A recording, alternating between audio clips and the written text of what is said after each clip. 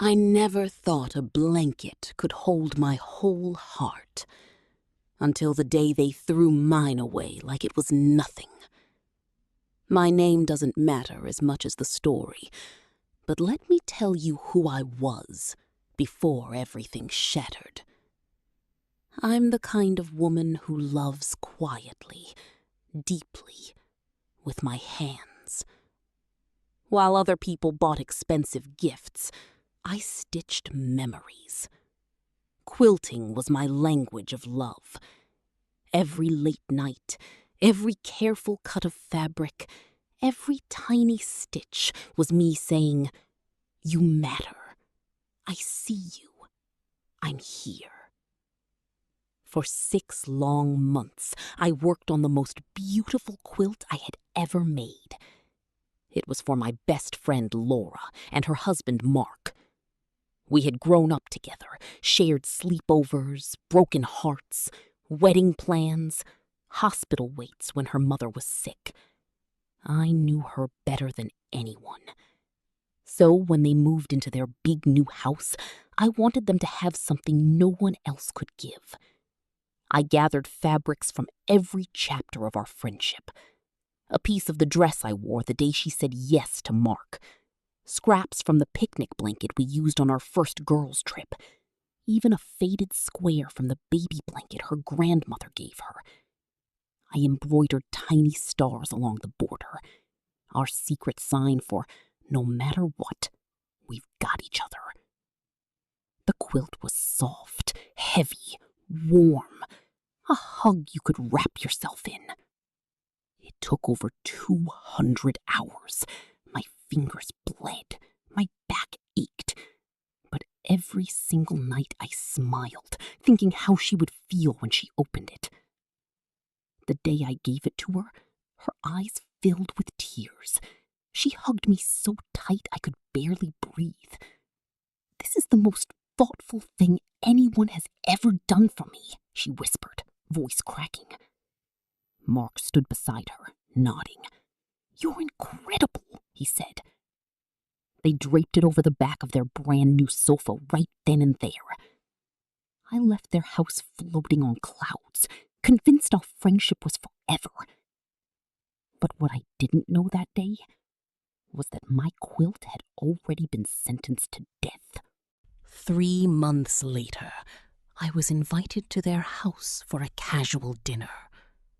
The moment I walked in, my eyes searched for the quilt. It wasn't on the sofa.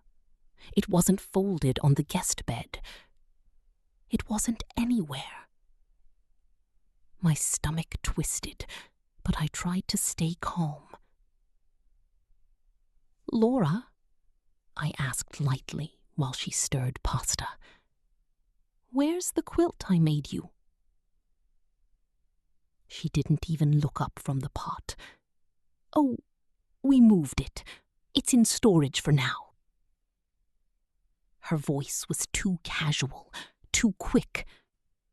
Mark changed the subject so fast I almost missed the flicker in her eyes.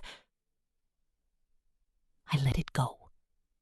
I told myself I was being sensitive. But 2 weeks later, everything fell apart. I ran into Maria, the sweet lady who cleans their house twice a week. We've known each other for years. She pulled me aside at the market, looking uncomfortable. "I didn't know how to tell you," she said gently.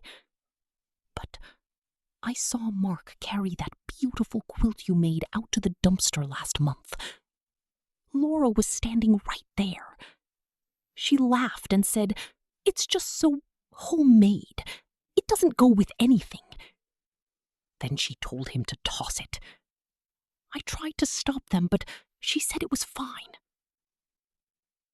I stood there in the middle of the grocery aisle, milk cartons shaking in my hands, feeling the world tilt. The quilt I had poured my soul into, the one stitched with our entire history, had been thrown away like dirty rags. Not donated, not given to someone who needed warmth. thrown away. In the trash. My revenge was the quietest kind. The kind no one sees coming until it's too late. I never confronted them. I never posted a single angry word. I just pulled my light back. I stopped texting first. I stopped offering to watch their kids. I stopped pouring my heart into their lives. Instead, I poured it into mine. I started a small quilting circle at the community center. Word spread. Soon mothers, grandmothers, and young brides were lining up to learn. My quilts began appearing in local charity auctions, wrapped around new babies, draped over hospital beds. People cried when they received them. They told me my stitches felt like love you could actually hold. Then came the night that stunned everyone. Laura's younger sister was having her first baby shower, a big family affair at the same community hall. Of course I was invited. I brought the most beautiful quilt I had ever made for the new baby.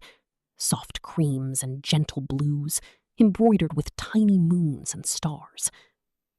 When I presented it, the whole room gasped. Laura's mother actually had tears in her eyes. "This is breathtaking," she said, hugging me tight. "You put so much love into everything you touch." Laura stood across the room, face pale. She watched everyone crowd around me, praising the quilt, asking for photos, begging me to make one for them next. Mark shifted uncomfortably beside her, refusing to meet my eyes. Later, when the crowd thinned, Laura cornered me near the gift table. "Hey, could you maybe make us one for our anniversary? I've missed your quilts."